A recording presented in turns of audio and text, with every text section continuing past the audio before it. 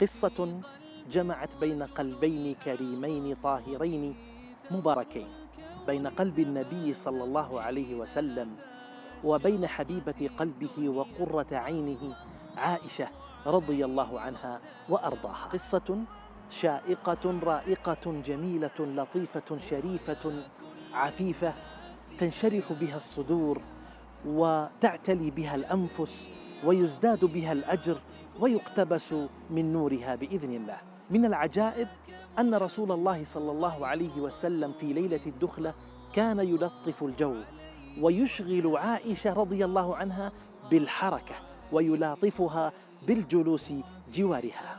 ففي ليلة دخلة رسول الله صلى الله عليه وسلم على عائشة تقول أسماء رضي الله عنها: دعوته ليدخل بها فجلس إلى جنبها وتأملوا هذه الحركات الشائقة والجميلة من رسول الله صلى الله عليه وسلم. أتي رسول الله صلى الله عليه وسلم بقدح فيه لبن فشرب منه صلى الله عليه وسلم وقدمه لعائشة لتشرب من هذا اللبن، فما كان منها إلا أن أخفضت رأسها واستحت رضي الله عنها، فنهرتها أسماء وصاحت فيها وقالت: خذي من يد رسول الله صلى الله عليه وسلم.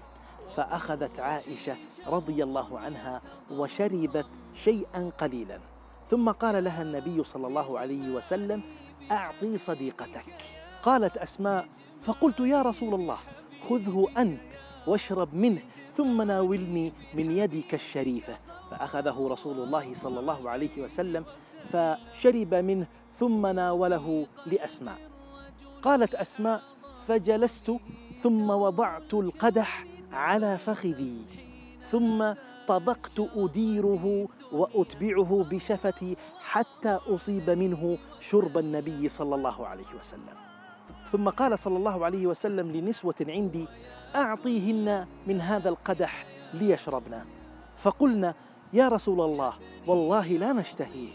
فابتسم رسول الله صلى الله عليه وسلم وقال: لا تجمعنا جوعا وكذبا. في قلب الرجل الأعظم وبه ثغر الكون تبسم حين أشرقت الدنيا صلى الله عليه وسلم.